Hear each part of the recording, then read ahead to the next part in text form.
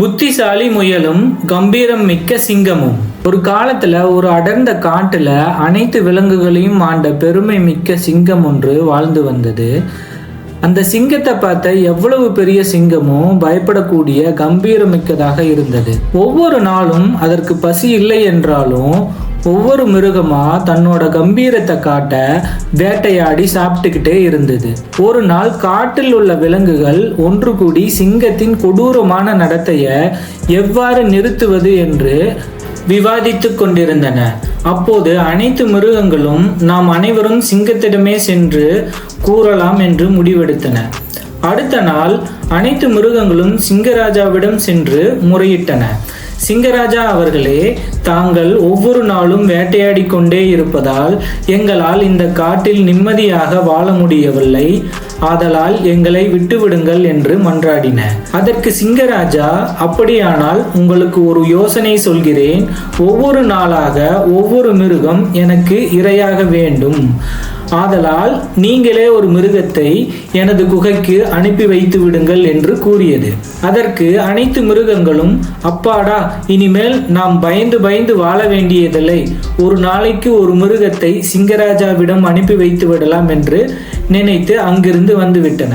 அங்கிருந்து திரும்பிய மிருகங்கள், என்னதான் இருந்தாலும் ஒவ்வொரு நாளும் ஒரு மிருகம் பலியாக வேண்டியுள்ளதே என்று விவாதித்து கொண்டிருந்தன. நீண்ட யோசனைக்கு பிறகு ஒரு புத்திசாலி முயல் முன்னோக்கி வந்து, எனக்கு ஒரு திட்டம் உள்ளது, என்னை நம்புங்கள். சிங்கம் இனி ஒருபோதும் நம்மை தொந்தரவு செய்யாமல் பார்த்து கொள்கிறேன் என்று கூறியது. மறுநாள் அந்த முயலே சிங்கத்திற்கு இரையாகுவதற்காக தாமதமாக சென்றது. அதனை கண்ட சிங்கம் மிகவும் கோபத்துடன், ஏன் இவ்வளவு தாமதமாக வருகிறாய் என்று கணித்து கொண்டது. அதற்கு முயலோ, ஓ வலிமை மிக்க சிங்கமே, நான் உனது உணவாக மாற வந்து கொண்டிருந்த பொழுது மற்றொரு சிங்கம் என்னை தடுத்து, எங்கு சென்று கொண்டிருக்கிறாய் என்று கேட்டது. நான் தங்களுக்கு இரையாக வந்து கொண்டிருக்கிறேன் என்று சொன்னதும், இந்த காட்டிற்கு நான் தான் ராஜா, அவனல்ல. ஆதலால் எனக்கு நீ இரையாக வேண்டும் என்று கூறியதால் நான் அந்த சிங்கத்திடமிருந்து தப்பி ஓடி வந்து விட்டேன் என்று கூறியது. சிங்கம் கோபத்தில் கர்ஜித்தது. இன்னொரு சிங்கமா? அவன் எங்கே? என்னை உடனே அவனிடம் அழைத்து செல் என்றது. முயல் சிங்கத்தை ஒரு ஆழமான கிணற்றுக்கு அழைத்து சென்று, அவன் அங்கே ஒளிந்து கொண்டிருக்கிறான் என்று சொன்னது. சிங்கம் கிணற்றை எட்டி பார்த்தது. தண்ணீரில் தன் பிரதிபலிப்பை கண்டதும் அது வேறொரு சிங்கம் என்று நினைத்து அது கடுமையாக கர்ஜித்தது.